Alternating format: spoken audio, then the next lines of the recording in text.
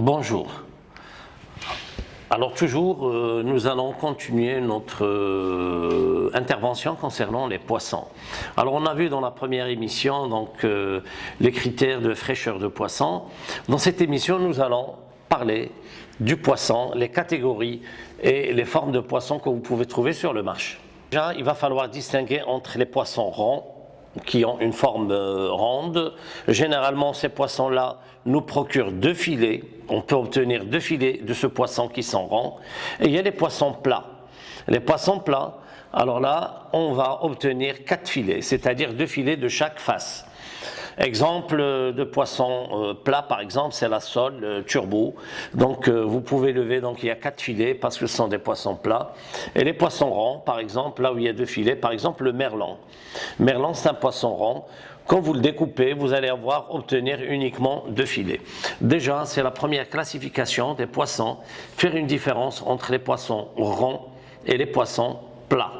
La deuxième classification des poissons, il y a les poissons d'eau de mer, qu'on trouve dans la mer salée, l'eau salée, et puis il y a les poissons qu'on trouve dans l'eau douce, dans les rivières, dans les fleuves, etc.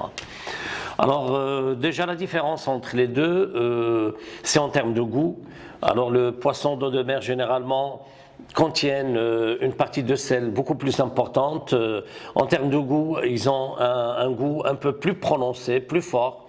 Alors que les poissons de douce, généralement, la chair elle est plus ou moins douce, comme ça vient aussi, comme son nom l'indique, de rivières et de fleuves. Et généralement, la cuisson n'est pas toujours la même. Alors, pour les poissons d'eau douce, généralement, il va falloir améliorer, si vous voulez, donc le goût et le parfum par des additifs, par des condiments, par des herbes, par des épices, etc.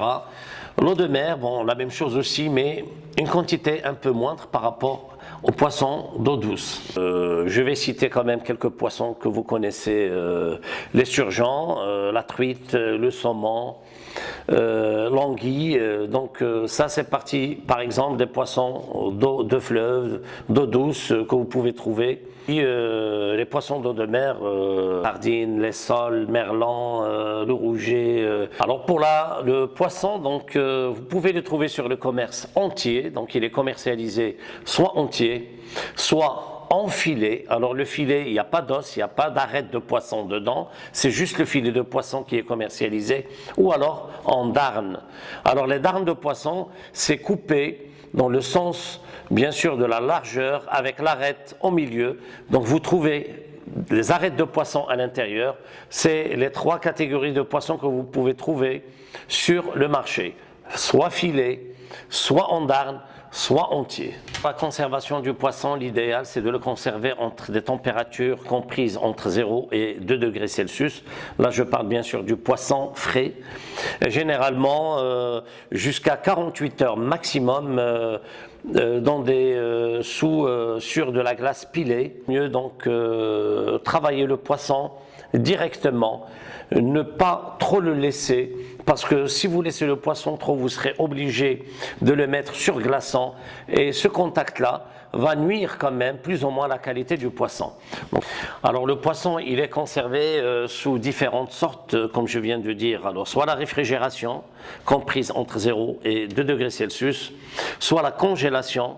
Alors là, c'est vraiment déconseillé parce que la qualité du poisson n'est pas vraiment très intéressante. Vous trouvez du poisson congelé sur le marché, mais de très mauvaise qualité entre nous. Donc, point de vue gastronomique, poisson congelé à éviter. Il y a du poisson surgelé, c'est-à-dire il a subi un traitement de moins 40 degrés Celsius, donc moins 20 degrés Celsius au cœur de l'aliment.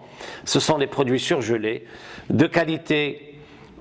Ça dépend aussi donc de la marque, et ça dépend aussi de l'efficacité du traitement du poisson, mais on peut trouver quelques poissons surgelés de bonne qualité, je ne vais pas dire de très bonne qualité, mais de bonne qualité qu'on peut utiliser dans les cuisines. La conservation du poisson aussi se fait par le salage, avec du sel dans certains pays d'Afrique. On va sécher le poisson en ajoutant du sel au poisson, on le met, comme ça le poisson va dégorger, va libérer la totalité d'eau ou une partie d'eau qui se trouve à l'intérieur du poisson, et par conséquent, vous pouvez le conserver à des durées plus ou moins longues. Il y a, comme le font les pays scandinaves, la conservation du poisson par le fumage. Les pays scandinaves, ils sont très très forts par la fumée de poisson. Ça se sent dans les filets, par exemple, de saumon de Norvège, il est très connu, fumé. Donc, c'est une technique de conservation de poisson également.